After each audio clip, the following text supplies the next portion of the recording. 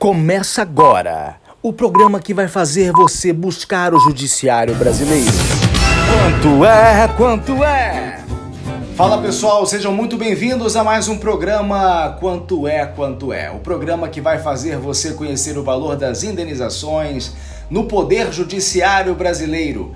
Todos os casos aqui trazidos por mim são casos verídicos. E isto não é um programa de humor. Este é o primeiro programa do ano de 2025 e certamente nós seguiremos juntos durante todo o ano falando para você a respeito de como funciona o Poder Judiciário e trazendo aqui os mais variados casos. Para você que ainda não é inscrito no canal, o Dr. Ian Santos, por favor, se inscreve no canal e já deixa o seu like no vídeo para que a gente possa ajudar outras pessoas que eventualmente estejam precisando. Bom, o caso de hoje é a respeito de uma ação de indenização por danos morais e materiais movida pelos familiares de um paciente que faleceu após um atendimento médico inadequado e demorado. Algo incomum aqui no Brasil, não é verdade? Você nunca ouviu falar de alguém que morreu na fila de um hospital público, que morreu por não conseguir fazer uma cirurgia, que teve um atendimento inadequado. Enfim, esse é só mais um caso médico que eu trago aqui no programa Quanto é? Quem foram os réus nesse processo? Foram alguns. Teve o município de Jales, o município de São Paulo, para você que não conhece. A Santa Casa da Misericórdia, também de Jales, que é um hospital ali municipal. A Fazenda do Estado de São Paulo e o Hospital de Base, este, no caso, um hospital estadual. Segundo os autos do processo, o paciente ele fraturou a perna e acabou rompendo uma artéria após um acidente automobilístico. Ele sai do acidente, é levado até uma unidade municipal de saúde e lá ele é informado que precisa de uma cirurgia vascular em um hospital estadual, ou seja, ele precisaria ser transferido a um centro especializado onde a cirurgia necessária pudesse ser realizada. E aqui reside todo o problema, porque houve uma demora muito grande na liberação de uma vaga. E isso acabou por culminar na necessidade da amputação, exatamente, a amputação da perna do homem, que acabou por falecer alguns dias depois. Então, o ponto central dessa discussão que eu trago hoje é a demora no atendimento médico ao paciente. E após a análise de todas as provas colacionadas aos autos, o Poder Judiciário entendeu que sim, o paciente, ou melhor, os familiares do paciente, no caso o filho e os irmãos, teriam direito a uma indenização. E aqui nós chegamos ao ponto alto do nosso programa Quanto é? Porque eu quero saber de você qual foi o valor da indenização arbitrada nesse caso. Opção A, 50 mil reais. Opção B, 80 mil reais. Opção C, 100 mil reais. Opção D, 200 mil reais. Você já sabe como funciona o programa, você vai ter um tempo para pensar e eu vou falar um pouquinho mais a respeito desse caso tão triste, mas que infelizmente não é nada incomum. Primeiro eu quero falar sobre a responsabilidade. A juíza do caso considerou a Santa Casa da Misericórdia, lá da cidade de Jales, e o próprio município isentos de responsabilidade. Ela entendeu que o atendimento inicial foi adequado, então eles não concorreram para o que veio acontecer a seguir.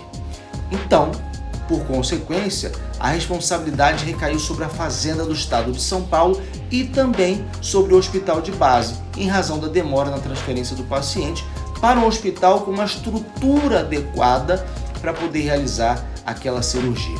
E quando a gente fala em responsabilidade, é necessária a constatação do nexo de causalidade. Você que acompanha o programa Quanto é já há algum tempo, já vamos aí para o nosso terceiro ano aqui, sabe o que é nexo de causalidade. Nesse tipo de caso, o nexo de causalidade está fundamentado em uma teoria. Que teoria? A perda de uma chance. Já falei sobre ela aqui também em outros programas Quanto é. Em termos mais simples, A perda de uma chance significa a perda de uma oportunidade. A demora no atendimento causou uma perda de uma chance de salvar a vida daquele paciente.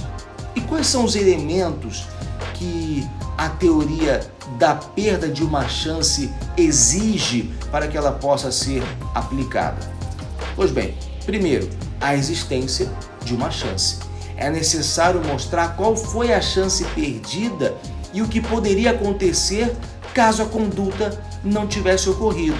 E aqui tem um detalhe, não é necessário comprovar que o resultado do que se queria era garantido ou que aconteceria. É preciso mostrar que o ato da outra parte impossibilitou de seguir adiante e aí sim ver o que poderia acontecer em seguida.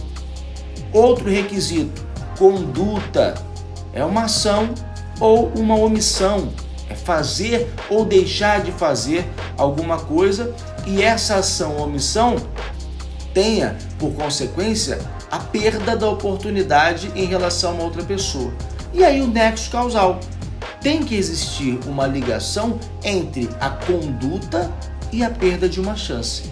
E na situação do nosso caso específico, a demora contribuiu para o agravamento do quadro clínico e, consequentemente, para o óbito. E o Poder Judiciário entendeu que era devido a uma indenização no valor de, fala aí minha voz, R$100 mil. Exatamente, R$100 mil. Esse foi o valor da indenização. Aqui eu trago mais um detalhe importantíssimo. Essa indenização foi atribuída a título de danos morais. Existia também um pedido de pensão mensal vitalícia a ser paga ou pelo município ou pelo estado. Porém, a julgadora do caso entendeu que as partes, os autores no caso, não foram capazes de demonstrar que a renda familiar estava calcada naquela pessoa que faleceu. Então eles deveriam ter mostrado o motivo pelo qual eles deveriam passar a receber uma indenização, mas eles não conseguiram fazer essa comprovação, então esse pedido foi negado. Há uma indenização a título de danos morais. Quando o juiz profere uma sentença e estabelece um valor a partir da fixação da sentença, esse valor passará a sofrer correções monetárias até o momento em que ele for efetivamente pago. Há uma sentença, mas ela na grande maioria das vezes não se concretiza, não se materializa a partir da sentença, até porque há prazo para recurso, o processo pode se estender um pouco mais. Mas a partir da fixação, você já tem um momento em que a correção monetária passará a incidir sobre aquele valor fixado pelo juiz na sentença. Se daqui a 2, 3 anos esse valor for pago, a correção monetária vai incidir a partir do momento da sentença. Porém, além da correção monetária, existem os juros moratórios. E aqui eu quero chamar a sua atenção, porque em se tratando de uma obrigação de pagar uma indenização por danos morais, os juros moratórios são contabilizados a partir da data em que aconteceu o dano. Então, significa, na prática, que eles vão receber mais do que o valor escrito na sentença. Se o valor é de R$100 mil a título de danos morais e essa sentença foi proferida agora, em 2025, mas o erro em não atender, a falha do Estado em não garantir o atendimento adequado tiver ocorrido lá em 2015, por exemplo, é a partir de 2015 que vai passar a incidir os juros, ou seja, o valor de R$100 mil vai ser muito maior na prática. Eu tenho um caso que é muito parecido e a sentença saiu agora, durante o recesso.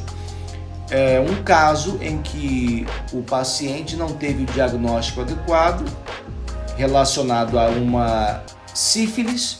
Essa sífilis tornou-se uma neurosífilis e ele acabou por falecer depois.